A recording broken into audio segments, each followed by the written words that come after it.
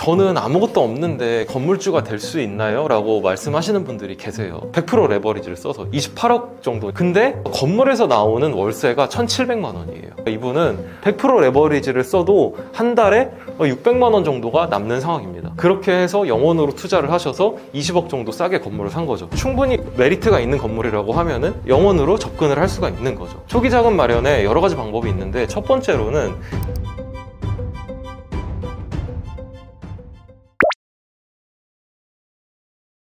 영원으로도 건물을 투자할 수 있냐라고 생각을 하면은 사람들은 불가능하다라고 생각하는데 충분히 가능합니다. 그 이유는 우리가 아파트에서부터 한번 천천히 생각을 해볼게요. 네, 저도 아파트 투자가 가장 먼저였어요. 제가 송도에 지역주택조합 아파트를 그때 분양가가 3억 정도 분양을 한다고 해가지고 5천만 원 계약금을 넣습니다. 그때 이제 얘기를 했을 때 3억짜리 아파트가 전세가 얼마예요? 하면은 전세가 1억 5천 이상은 맞춰질 거라고 했어요. 결론은 뭐냐면은 1억 5천 제 돈이 필요하다는 거예요. 근데 아파트 같은 경우는 자 보세요. 3억짜리 아파트에 전세 1억 5천. 절대로 매매가가 전세가를 역전할 수 없습니다. 전세가가 더 높아질 수가 없어요. 빌라 갭투도 똑같죠. 매매가와 전세가가 비슷은 하지만 전세가 더 높아질 수는 없어요. 근데 건물 시장은 그렇지가 않아요. 우리가 상가를 생각해 볼게요. 상가 수익률 몇 프로야? 라고 하면은 사람들이 내 상가 수익률 4%야, 4.5%야 라고 하거든요. 그 수익률은 역으로 생각하면 뭐냐면은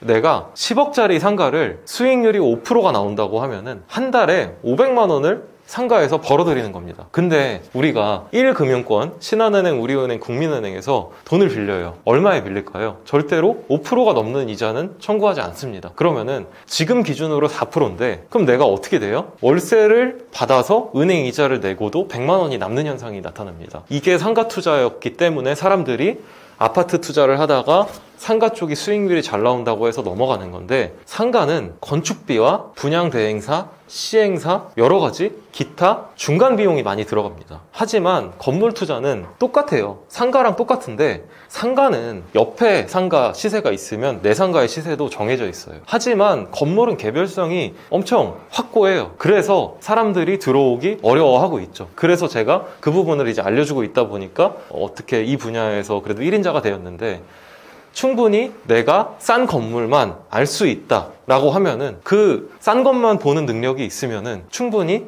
내가 수익률을 높일 수 있는 게 건물 투자 시장이라는 거죠. 실례를 들어서 저 또한 제가 44억짜리 건물을 샀는데 이게 감정가가 60억이었어요. 그러면은 저는 16억 정도 싸게 산 거거든요. 16억을 어떻게 싸게 살 수 있었을까를 생각하면은, 이게 만약에 60억짜리 아파트였다고 하면은 50억에 올렸으면 바로 팔렸겠죠. 55억에도 바로 팔립니다. 지금 경매 가보시면은 아파트는 경매가에서 10% 싸면 팔려요. 하지만 이게 건물이었기 때문에 금액이 내려가도 안 팔린 거예요. 44억짜리 건물이 월세가 얼마가 나왔냐면요, 380만 원이 나왔어요. 수익률이 1%가 되지 않았어요. 저는 미쳤다고 왜 샀냐요. 그 건물을 볼 수 있는 눈을 가졌기 때문에 그 건물을 샀고, 현재는 거기서 월세가 1,900만 원이 나오고 있습니다. 60억짜리 건물을 44억에 사서 380만 원 나오던 이자 나오던 세입자들을 내보내고 현재 월세가 1,900만 원 정도, 1,800에서 1,900만 원 정도가 찍히고 있고, 저는 건물을 사면서 은행에서 대출을 받았겠죠. 은행 이자는 1,400만 원입니다. 아무것도 하지 않아도 500만 원이 남고 있어요. 충분히 영원으로 건물 투자를 할 수 있고, 저 또한 영원으로 건물 투자를 하고 있습니다. 물론 영원으로 투자를 하려면은 이 구조를 잘 이해를 하고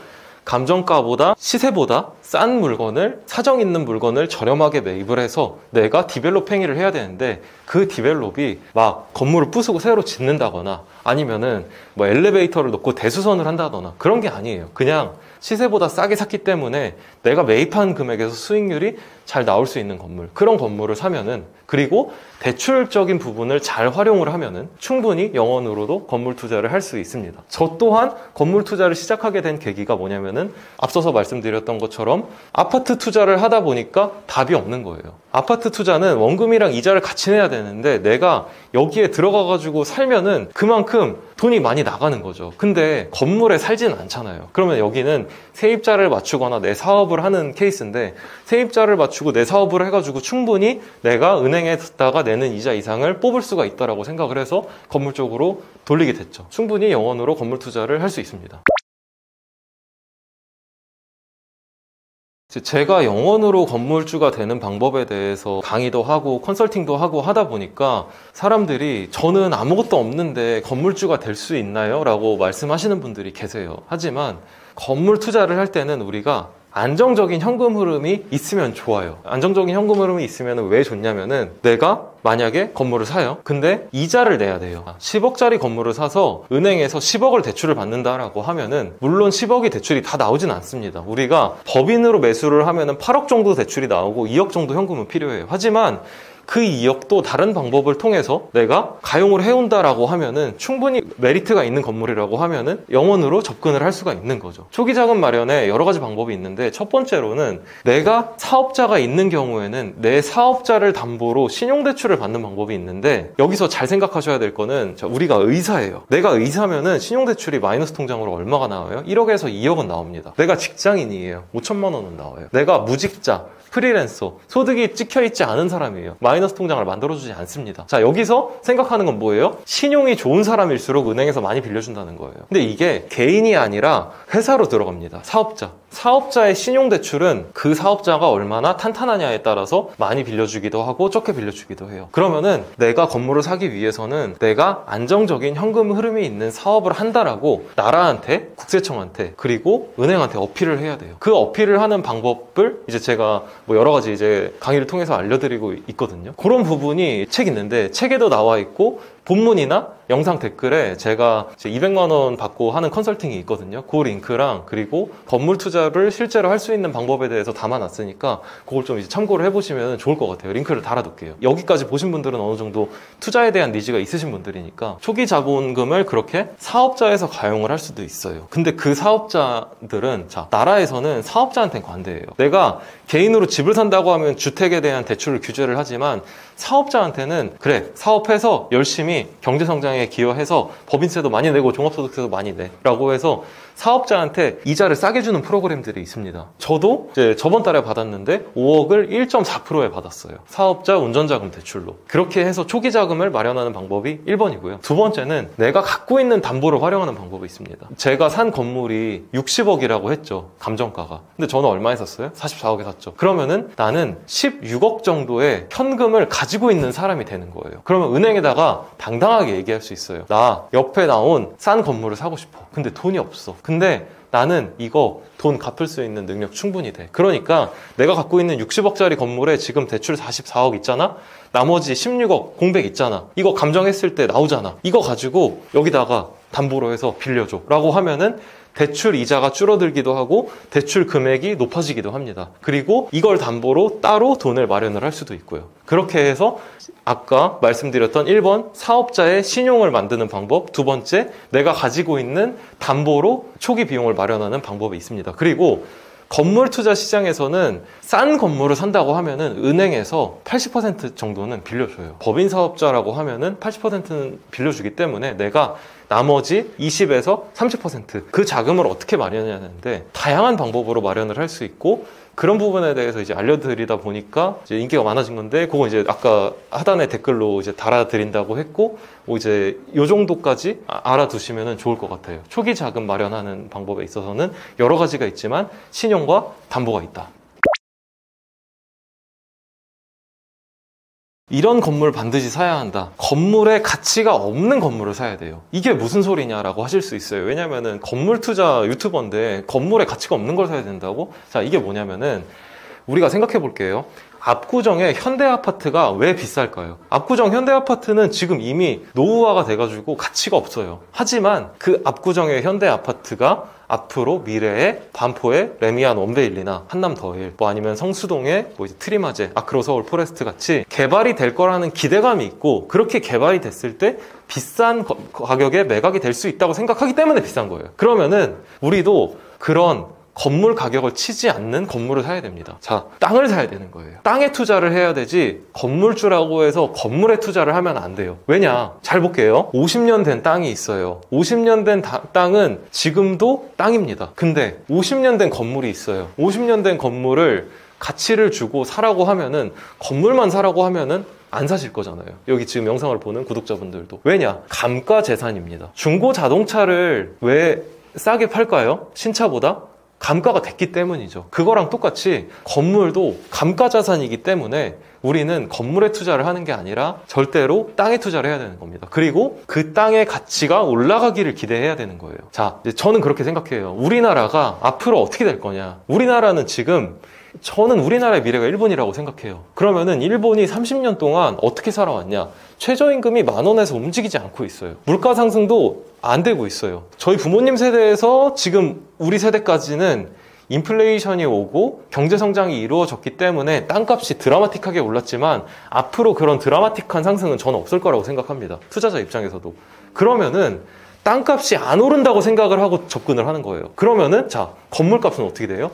땅값은 오르지 않는데 건물값은 내려가요. 그럼 내 자산 가치는 하락하는 거죠. 그렇게 보수적으로 접근을 해야지 앞으로의 건물 투자 시장에서 살아남을 수 있습니다. 그렇게 하기 위해서는 자, 압구정 현대아파트 안에 리모델링 하면 살만해요. 그런 것처럼 건물도 한 20년 정도 되면은 건물의 가치가 0원이에요. 그런 건물을 매수를 해서 내가 최소한의 리모델링만 해서 그 공간에서 임대료를 받는 거죠. 그래서 그 임대료로 내가 은행 이자를 지불을 하는 거죠. 그리고 토지의 가치가 상승할 때까지 기다리는 겁니다. 이런 투자를 저는 해야 된다고 생각해요. 그래서 이런 건물은 반드시 사야 한다. 뭐냐면은 땅값을 주고 오래된 건물이지만 건물이 많이 지어져 있는, 그리고 그 건물을 내가 조금만 눈화장을 시키고 뭐 이제 렌즈를 넣고 아이라인을 그려주고 입술에 틴트를 발라줬을 때 그 사람이 돋보일 수 있는 그런 화장을 했을 때 가치가 있어 보이는 건물을 사야 된다고 생각해요. 그러면은 역으로 내가 싼 땅에 건축비만 평당 1,000만 원, 1,200만 원 들여가지고 멋들어지게 지어진 건물은 피해야 된다는 거죠. 왜냐? 이거는 땅 가격이 유지된다고 해도 건물 가격이 감가가 되면은 앞으로는 내 자산 가치가 삭제되는 행위가 오니까. 그래서 이런 물건들은 반드시 피해야 된다고 생각을 합니다. 제가 2달에 한 번씩 무료 강의를 하는데 그 무료 강의에 요번에도 이제 할 거거든요. 요번에도 하는데 75명의 사례가 등장을 합니다. 그래서 제가 한번 라이브를 찍으면은 7시간씩 하는 이유가 그거예요. 이런 좀 실제로 영원으로 건물주가 된 자세한 사례들을 보고 싶으면은 저 이제 하단에 링크 걸어둘 테니까 거기를 참조하시면 되고, 대표적인 사례 3개 정도를 제가 말씀을 드려볼게요. 하나는 이분은 평범한 주부였어요. 그런데 건물을 사고 싶다고 저한테 찾아와서 그러면은 당장 지금 돈 벌고 있냐? 또 돈을 안 벌고 있다는 거예요. 그래서 일단 현금 흐름부터 만들어라 해서 앞서 말씀드린 내가 현금 흐름을 만들어서 그 현금 흐름을 가지고 대출을 받을 수 있게끔 도와드렸어요. 그래서 안산에 파티룸을 창업을 하십니다. 파티룸을 창업을 하셔서 한 달에 순수익으로 300에서 400만 원 정도의 순수익이 나오는 거예요. 시설 투자금을 한 4천만 원 정도 들이셨거든요. 그리고 지금은 권리금 8천만 원에 내놓으셨어요. 그리고 한 달에 400만 원이라는 순수익이 생기니까 그 다음에 제가 10억짜리 건물을 사라고 했습니다. 10억짜리 건물을 너가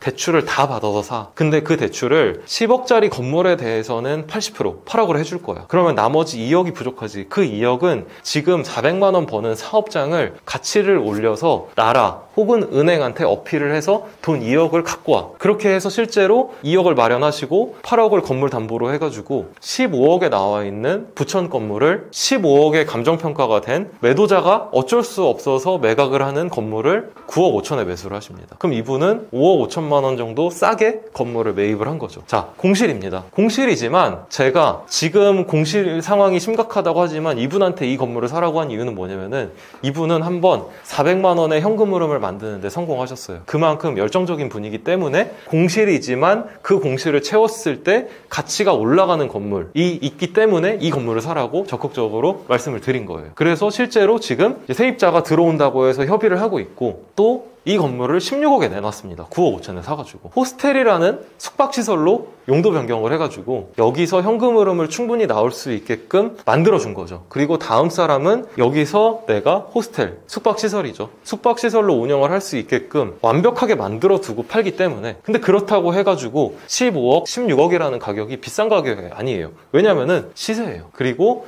은행에서 감정평가 금액이라고 딱 얘기를 해주고 있기 때문에. 그러면 이분은 9억 5천에 산 거는 뭐냐면은 그때는 사정이 있는 건물이었고 아무도 공실이어서 쳐다보지 않았기 때문에, 근데 이분은 그런 숨은 보석의 진주를 발견한 거고 자기가 건물의 가치를 올리는 행위를 한 거죠. 그래서 지금 이분이 이제 이 건물을 매각하시는 이유도, 내가 파티룸을 해서, 파티룸도 지금 3천만 원으로 현금 흐름을 만들어서 8천만 원의 권리금 매각을 하고, 그리고 이번에 매입한 건물도 매각을 하면은 대략 갑자기 6억 정도의 현금이 생기겠죠. 그럼 이분은 다시 30억 정도 하는 건물을 매수를 하려고 생각을 하고 계시는 거예요. 그래서 그 건물에서 내가 현금 흐름, 파티룸 내가 하고 1층 장사, 세입자 1층은 잘 맞출 수 있으니까 넣고 2층, 3층 뭐 내가 개인적인 공간 쓰고 주거도 하고 한 번에 인생 역전할 수 있는 기회가 생긴 거라서, 이분 같은 경우는 때마다 저한테 뭐 이제 막 발렌타인 30년산 뭐 이런 것들 계속 보내주고 계세요. 네, 저도 감사하죠. 네, 그리고 열심히 하시는 분이기 때문에 이런 물건을 추천을 드렸던 케이스라고 생각합니다. 그래서 평범한 주부도 현금 흐름을 만들어서 건물 매입을 해서 충분히 팔 수 있다가 이제 하나의 사례고요. 자, 이분은 아무것도 없는 상태에서 사업이라는 거를 통해서 건물을 매입을 하셨어요. 자, 두 번째 얘기를 또 해드릴게요. 일산에 삼성프라자라는 건물이 있어요. 이게 금매로 나왔습니다. 금매로 나왔는데 얼마에 나왔냐면 28억에 나왔어요. 그래서 제 강의를 듣고 제 컨설팅을 들었던 분이 이 사람은 이 건물이 딱 맞겠다라고 하는 건물이어서 추천을 드렸어요. 바로 사셨어요. 왜냐면은 28억짜리 건물이고 일산의 항아리 상권이에요. 주변에 아파트 단지예요. 공실이 없어요. 이 건물이 얼마였냐면은 감정가가 47억이었어요. 대략 20억을 싸게 사셨거든요. 왜 20억에 싸게 팔았을까를 생각해보면은 여기는 그런 게 있어요. 막 평창 이씨 무슨 공파 몇 대 손 모임 이런 것처럼 그 중종의 할아버지들이 가지고 계시는 분할 상가 건물이었는데, 그러다 보니까 지분이 얼마 안 되는 거예요. 근데 할아버지들이 이제 팔자, 나이 들었으니까 이거 팔고 그냥 노후 생활 자금 하자 해서 그냥 싸게 던지신 거죠. 근데 지금 작년에 사셨는데 부동산 경기가 얼어있다 보니까 싸게 내놔도 안 팔리니까 이 가치를 알아볼 수 있는 사람들은 얼마 없고, 근데 이분은 아무것도 안 갖고 계셨거든요. 그래서 제가 건물을 사라. 근데 담보가 있으셨어요. 그래서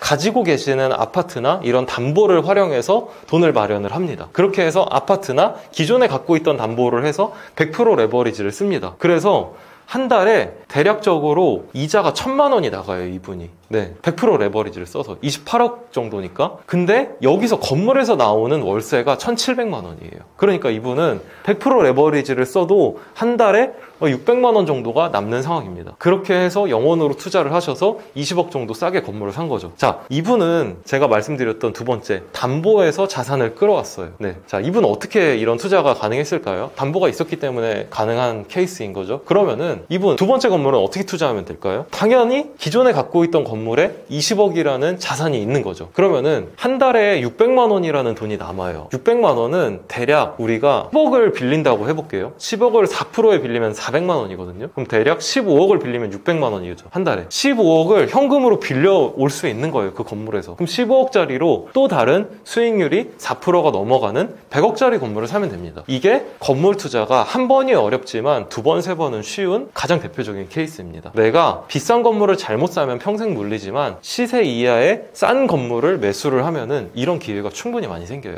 네, 이게 이제 두 번째 사례고, 세 번째 사례는 군인이었던 제 청년이 있어요. 그 청년이 아파트 경매, 공매 모든 걸 다 해보고 건물 투자에 대한 게 궁금증이 생겨가지고 이제 어떻게 저를 알게 돼가지고 제가 무료로 하는, 두 달에 한 번 무료로 하는 그 강의가 있는데 거기에 들어오신 거죠. 그래서 사기꾼 아니야? 라고 이제 의심을 하다가 이제 사기꾼이 아닌 거를 판명을 했죠. 네, 인스타 제가 팔로워가 한 6만 명 정도 되거든요. 거기서 이제 일일이 다 찾아본 거예요. 60명의 건물주 사례를. 그랬더니 사기가 아닌 것 같네 하고 이제 제가 알려주는 뭐 여러 가지 플레이들을 이제 다 듣습니다. 그러고 나서 9억짜리 건물을 6억에 샀어요. 근데 그 건물이 수익률이 5.8%였어요. 이 건물 같은 경우는 부부가 싸움을 했어요. 그래서 부부의 불화로 어쩔 수 없이 팔아야 되는 물건인데 시장에 내놔도 안 팔리니까 그냥 싸게 던지자가 된 거죠. 그래서 수익률 5%짜리를 매입을 해서 지금 어떻게 하고 있냐면은 자기가 지하 공간에다가 사업 아이템을 넣고 그렇게 해서 수익률을 10% 정도 올리려고 하고 있습니다. 감정가는 10억, 감정가는 9억이고 이 사람이 매매하려는 가격은 9억 정도예요. 근데 9억에 판다고 했을 때 수익률이 5%가 넘어요. 다시 세입자만 세팅한다고 하면은 제가 부천에 있는 제 건물을 샀던 케이스랑 똑같은 건데 단순히 세입자만 바꿔가지고 시세에 파는 전략으로 앞으로 이 건물을 매매를 할 계획입니다. 사람들은 그러면은 6억에 샀는데 어떻게 9억에 팔아라고 하겠지만 6억에 산 거는 내가 건물을 보는 눈이 있으니까 싸게 산 거예요. 사정이 있는 거를 캐치를 할 수 있는 능력이 생겼으니까. 그리고 9억에 파는 거는 시세에 파는 거예요. 근데 부동산은 이제 아까 말씀드렸던 신축 건물이 아니고 노후 건물이고 건물만 예쁘게 꾸며 놓으면 충분히 그 동네에서 팔릴 수 있는 소액 금액이기 때문에 접근을 합니다. 그럼 그때 나는 시세에 팔고 나와서 내가 또 생긴 3억, 4억이라는 현금으로 다시 20억짜리 건물에 투자를 하는 거죠. 이런 케이스가 너무 많아요. 그래서 제가 이거를 일일이 말씀을 드리는 것보다 이제 여기까지 보신 분들이라고 하면은 어느 정도 관심이 있을 거라고 저는 생각해요. 그래서 좀 더 자세한 내용 보시고 싶으면은 이제 링크로 들어오셔라. 네, 그렇습니다. 일단 진짜 부자들은 절대로 내가 부자라는 거를 얘기를 하지 않아요. 저는 부자가 아니기 때문에 이렇게 말씀을 드리지만 주변에 정말 성공하시고 부자이신 분들을 보면은 내가 얼만큼 잘났다라는 거를 어차피 이분이 얘기를 하지 않아도 주변에 평판이랑 명성이 있기 때문에 다 알아요. 내가 당당하게 나 이만큼 했어, 나 이만큼 매출을 하고 있어, 나 이만큼 벌고 있어 라고 얘기를 하는 거는 그만큼 나를 알아줘라고 하는 건데 이미 그 업계나 아니면은 성공을 하신 분들은 그럴 필요가 없기 때문에 굳이 주변 사람들한테 나를 노출을 시키지 않아도 그리고 그걸로 다른 이득을 취하고 싶어 하지 않으시기 때문에 그 정도에 올라가면은 오히려 더 겸손해진다고 생각을 하시면 될 것 같아요. 그리고 실제로 그런 분들이 주변에 대부분이더라고요. 네, 부자들은 절대로 자기가 부자라는 거, 자기가 돈 자랑을 하는 거는 행위는 이제 하지 않습니다. 그리고 또 부자들은 항상 주변에 부자들을 둬요. 장난으로 이제 이런 얘기를 하거든요. 내 주변에 사이코가 있냐? 내 주변에 근데 돌아봤는데 사이코가 없다. 그러면은 내가 사이코인 거다. 주변 환경이 나를 만든다라고 하는데 이건 정말 맞는 것 같아요. 이제 제가 운영하는 플랫폼이 하나 있어요. 근데 그게 막 이런 뭐 유튜브 채널이나 이렇게 대형 플랫폼이 아니라 저는 이제 카톡방을 하나 만들어 놓고 거기에 한 10,000명 정도가 있거든요. 근데 그 카톡방에서 뭐를 하냐면은 광고나 이런 것도 없어요. 그냥 내 업종. 만약에 내가 뭐 이제 BHC 치킨을 한다라고 하면은 나는 뭐 BHC 송도하고 슬러시하고 뭐 치킨집 사장님 이런 식으로 내 업종과 직업을 닉네임으로 하게끔 해요. 그러고 나서 우리가 챗GPT를 많이 쓰잖아요. 챗GPT를 쓰면은 답변이 빠른데 그보다 더 현실적인 대답을 그 톡방에서 물어봤을 때 할 수 있어요. 내가 치킨집 창업하고 싶은데 치킨집 창업하려면은 요즘 어떻게 돼요 하면은 옆에 있는 치킨집 사장님들이 다 와가지고 막 첨언을 해줍니다. 그러다 보면은 내가 자연스럽게 내 업장을 홍보할 수 있는 기회가 오는 좀 선순환 시너지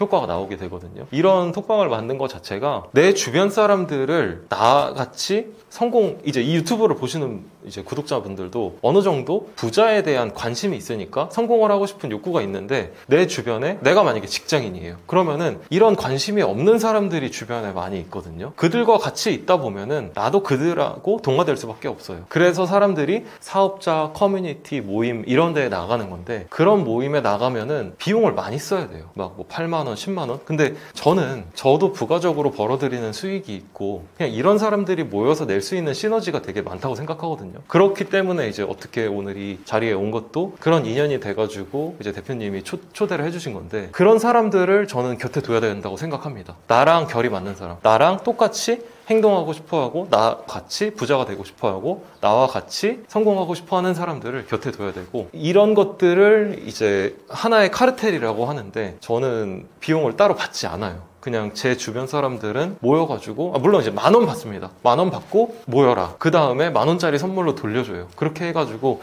서로 선순환을 이어가다 보면은 그 커뮤니티가 되게 견고해지거든요. 그래서 부자가 되고 부자들은 절대 이것을 안 한다 라고 하면은 부자들은 이것을 한다라고 좀 이거를 꼭 한다라고 하면은 내가 주변에 나보다 나은 사람들을 두려고 노력을 한다. 만약에 그런 노력을 하고 싶은데 비용과 시간을 아끼고 싶다 하면은 제 커뮤니티에 들어오세요. 무료니까. 그것도 이제 밑에 링크에 남겨두도록 하겠습니다. 또 부자들은 내가 부자면은 돈이 많아서 부자인데 절대로 돈을 중요하게 생각을 하지 않아요. 돈보다 더 중요하게 생각하는 건 시간이에요. 예를 들어서 제가 이제 사람들을 만나다 보면은 그런 게 있어요. 아, 대표님, 시간 되세요? 밥 한 끼 하시죠? 이 말이 되게 어려워요. 왜냐면은 내가 30만 원짜리 오마카세를 친구한테 사준다고 하면은 친구는 바로 시간을 내주겠지만 이 사람의 시간의 가치를 역으로 생각을 하게 돼요. 아, 이 사람이 1년에 얼마를 버는데 그 1년에 한 달에 하루에 얼마를 벌기 위해서 어느 정도의 노력을 할 텐데 이 사람한테 내가 같이 밥을 먹자고 했을 때 과연 이 사람이 나와 있는 시간에 대한 그 가치를 본인의 수입을 어떻게 보면 쓰는 거거든요. 내가 시급 10,000원을 받는 알바생이라고 해볼게요. 그러면은 내가 이 사람이랑 2시간 밥을 먹는다고 해서 30만 원짜리 밥을 얻어먹는다고 해서 내가 손해가 나지 않아요. 근데 예를 들어서 제 시급이 50만 원이라고 해볼게요. 제 시급이 50만 원이고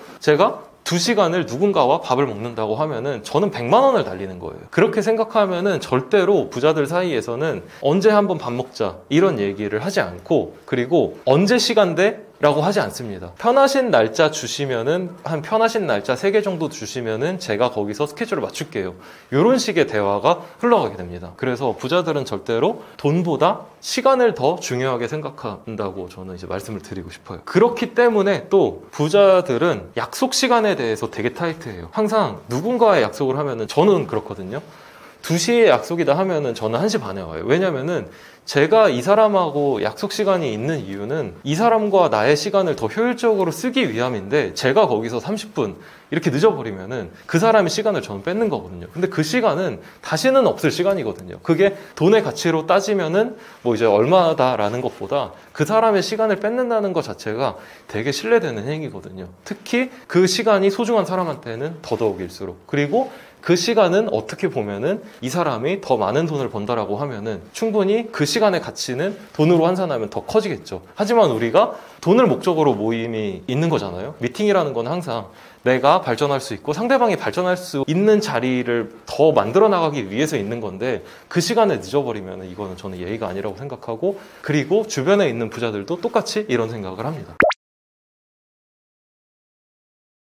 사실 저는 이제 부자는 아니지만 자산이 많은 거지 절대로 순자산이 많은 건 아니에요. 이게 무슨 말이냐면은 자산은 대출도 포함이 됩니다. 내가 은행에 끌고 있는 빚. 근데 순자산은 내가 순수 가지고 있는 현금 캐시인데, 그래도 어느 정도 여유가 생겼을 때 달라지는 것들이 뭐냐면은 제가 어딜 가도 아쉬운 소리를 하지 않아도 된다는 게 좀 저는 커요. 예를 들어서 제가 이제 아까 커뮤니티를 하고 있다고 말씀을 드렸는데, 그 커뮤니티가 한번 제가 행사를 개최하면은 쓰는 돈이 한 2천에서 3천만 원 정도가 나가요. 왜냐면은 공간 대관해야지, 뭐 케이터링 업체 불러야지, 각 연사들 초대해야지, 또 행사로 요번에도 이제 북콘서트를 한번 하는데 제가 이제 에르메스에서 한 1,000만 원 정도 그 명품을 갖고 올 예정이거든요. 그래서 오신 분들도 감사하잖아요. 그러니까 나눠드릴 건데, 제가 만약에 여유롭지 못했다고 하면은 저는 이런 행사를 주관을 하지 못했을 거예요. 근데 제가 내 사람들, 어떻게 보면 이제 제 구독자들, 이런 이제 영상을 봐주시는 대표님들한테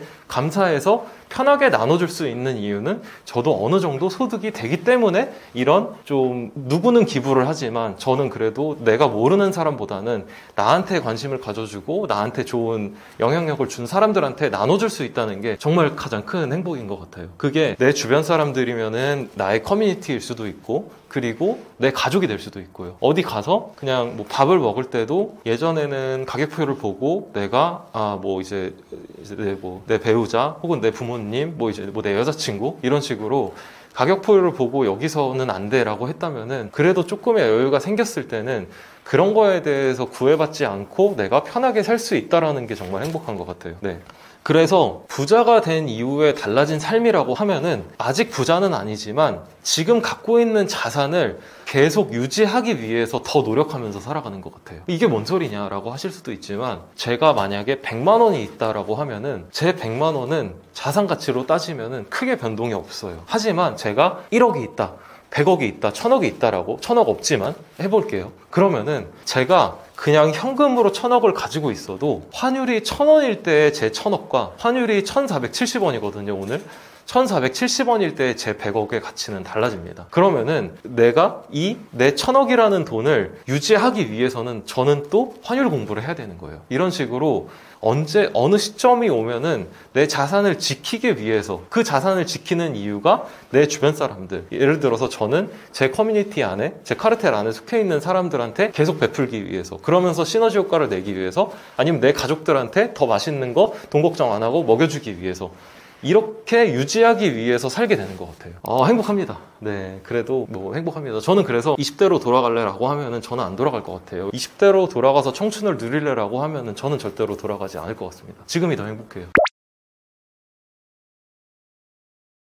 위기는 저는 기회라고 생각해요. 자, 저희가 항상 위기는 왔어요. 지금은 자영업자의 내수 시장이 너무 안 좋아요. 폐업이 많아지고, 그렇기 때문에 공실에 대한 리스크가 대두가 되고 있고, 이제 강남에도 공실이 정말 많거든요. 그러면은 오히려 이랬을 때 싸게 나오는 물건들이 있어요. 그런 물건들을 집어야 된다가 1번이고요. 그럼 이게 맞는 거야? 라고 생각해보면은, 과거의 상황을 돌이켜보면은 우리가 리먼 브라더스가 파산을 했다든지 경제 대공황이 왔다든지 이랬을 때 주식시장이 폭락이 왔고, 코로나가 시작되면서 나라가 망한다, 전 세계적인 경기 불황이 온다라고 했을 때 코스피 코스닥이 꼬꾸라졌고 미국 주식이 꼬꾸라졌을 때, 그리고 IMF 때 우리가 막 금모으기 운동을 하면서 부동산 시장이 떡락을 했을 때, 이랬을 때 승자가 누구였나를 생각해보면은 그때 자산을, 레버리지를 잘 써가지고 투자를 하신 분들이 지금은 결국 승자거든요. 그래서 저는 위기 속에서 더 기회를 찾으려고 노력한다고 생각합니다. 부자들은.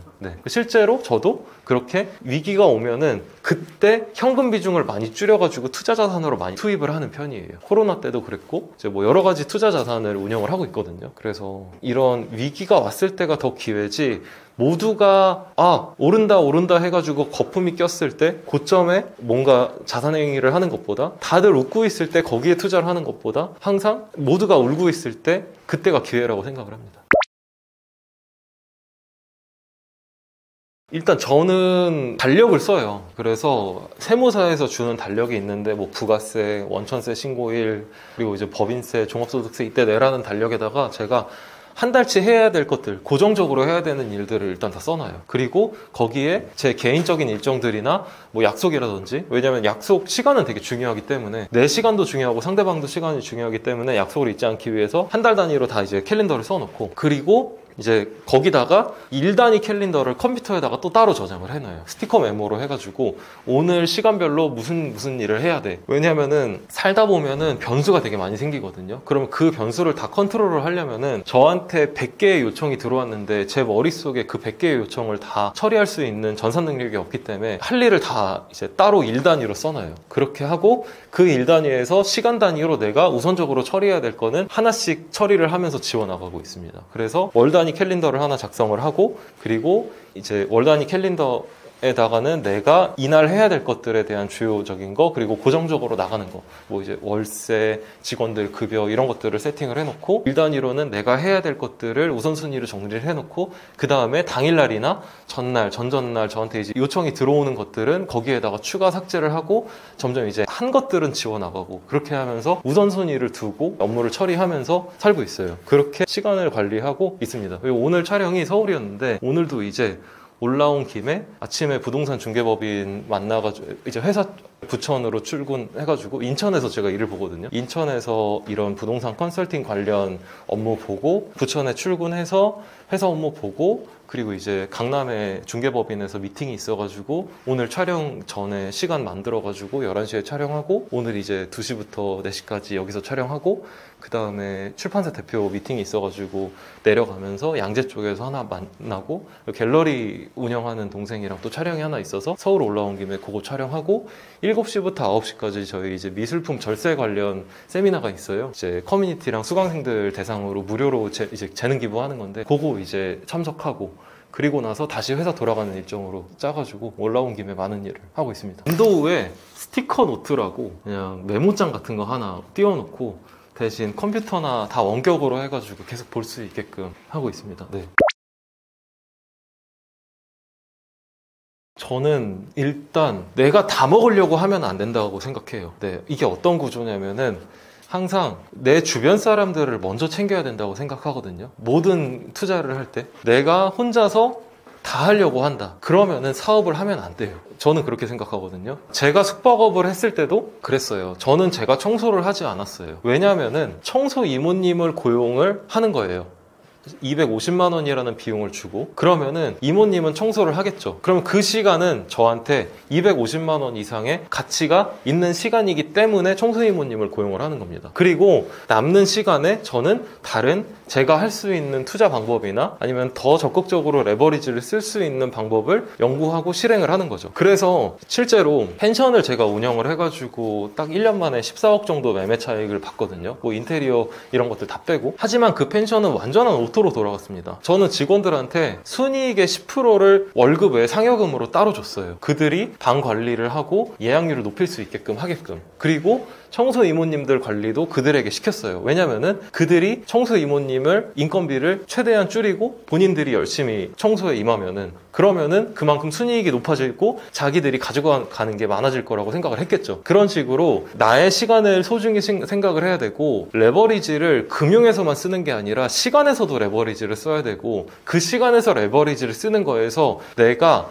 내 직원들, 내 친구들, 내 주변 사람들한테 베푸는 거에 대해서 아끼면 안 돼요. 네, 모두가 같이 잘 될 수 있는 사람들이 말하는 다단계라는 구조를 짜야 되는데 이 다단계에서 모두가 같이 웃을 수 있는 구조를 짜야 된다가 1번이고 그리고 이제 이런 다단계의 구조 속에서 내가 가진 시간은 최대한 가치 있게 사용을 해야 된다는 거죠. 제가 2024년에 3월에 인스타그램을 시작을 했는데 갑자기 팔로워가 숙박업을 시작해가지고 숙박업 펜션 홍보를 하려고 했는데 생각보다 팔로워가 안 늘어가지고 그냥 내가 하고 싶은 얘기 다 하자 해가지고 돈에 대한 이야기를 막 하다 보니까 인스타그램이 뭐 이제 300명에서 딱 5만 7천 명까지 가는데 3달 정도가 걸렸거든요. 근데 그때 이제 제가 컨설팅을 한번 해봤어요. 오늘 나와가지고 이제 부동산 건물 투자에 대한 이야기를 하는 거를 1대1로 만나서 내가 컨설팅을 해줄게. 시간당 100만 원에서 2시간에 200만 원을 받고 제가 컨설팅을 했는데 그게 딱 일주일 만에 1년치가 다 찼어요. 그러면은 남들은 그렇게 생각할 수 있어요. 이제 8월부터 본격적으로 시작했거든요.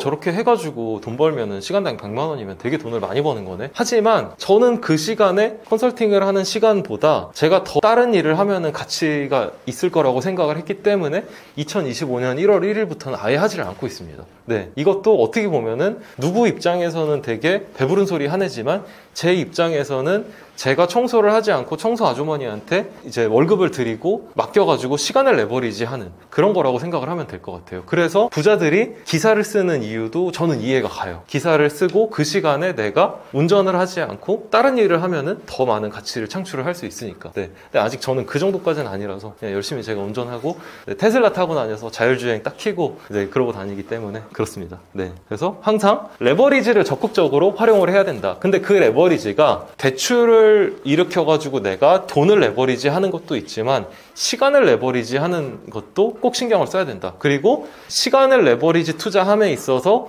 매몰되는 비용은 아끼지 말아야 된다. 그리고 그 매몰되는 비용을 충분히 내 주변 사람들한테 챙겨준다고 하면은 나한테 더 큰 이제 스노우볼 효과로 나한테 더 크게 돌아온다. 제가 이제 저는 건물 투자 관련된 컨설팅을 하고 있지만 제 밑에 현금 흐름에 대한 서포트를 해주는 지인들이나 강사들이 한 15명 정도가 있는데 이들도 무급으로 일을 하고 있어요. 그냥 저와의 관계가 좋고 그리고 하다 보면은 또 자기한테 의뢰를 주는 사람들이 제 카르텔 안에 있는 사람들이 그쪽으로 가가지고 거기서 또 하나의 시너지가 나니까 네, 그런 식으로 저는 가야 된다고 생각합니다. 저는 일단 본업은 저는 제조업을 하는 공돌이에요. 근데 저도 이 투자 시장을 안 지는 제가 이 시장에 참여한 지 10년 정도이지만 제가 돈을 벌기 시작한 거는 저도 몇 년 안 돼요. 이런 방법을 대표님들도 충분히 제가 10년 전에는 알려주는 사람이 없어가지고 못했거든요. 근데 이제 오늘 영상 그리고 이제 제가 썼던 이제 월급쟁이 건물주로 은퇴하라 이 책 그리고 앞으로 있을 2달에 한 번씩 제가 무료 강의도 하고 그리고 또 이제 이 영상을 보신 분들은 아마 좀 투자에 대한 관심이 쓰실 거라고 생각해서 제가 200만 원 받고 했던 컨설팅을 온라인으로 하나 찍었거든요. 그거를 한번 링크를 밑에다가 보내드릴게요. 그런 부분들을 참고하셔서 실전 투자자입니다. 저도 실전 투자자이고 작년 말이죠. 이제 24년 12월에 제가 여의도 자이 아파트를 26억 8천에 샀는데 지금 한 34억 정도 하고 있어요. 여기도 레버리지를 많이 썼고, 그리고 그 전에 영원으로 50억짜리 건물을 44억에 사서 현재 70억에 팔고 있고 한 달에 500만 원 정도가 순이익으로 찍히고 있습니다. 또 그럼 이제 팔아봤냐 라고 하면은 11억 주고 산 펜션을 제 돈 1억에 대출 10억을 받았어요. 그렇게 해서 한 달에 3천만 원 벌면서 운영을 하다가 1년 만에 24억 8천만 원에 팔아서 13억 8천만 원이라는 돈을 벌었습니다. 자, 이게 제가 부동산 투자자라서 가능한 게 아니라 저도 그냥 본업이 있는 한 명의 투자자이고 제 취미생활일 뿐입니다. 여러분도 충분히 가능하다는 거를 좀 알려드리고 싶었고, 사회초년생들이 부동산 하면은 건물 투자가 아니라 아파트 투자에만 포커스가 돼 있는 것 같은데 그 부분이 좀 안타깝고 이런 시장이 있다는 거를 좀 알려드리고 싶어가지고 오늘 출연을 하게 됐고, 이것도 인연이고 어떻게 보면 좋은 기회라고 생각해요. 그래서 앞으로 이제 저도 채널 인스타그램, 유튜브 영끌남이라는 필명으로 활동을 하고 있고 책도 쓰게 됐는데 지금 또 경제경영 1위에 올라와 있거든요. 앞으로의 활동 많이 지켜봐 주시고 응원해 주셨으면 감사하겠습니다.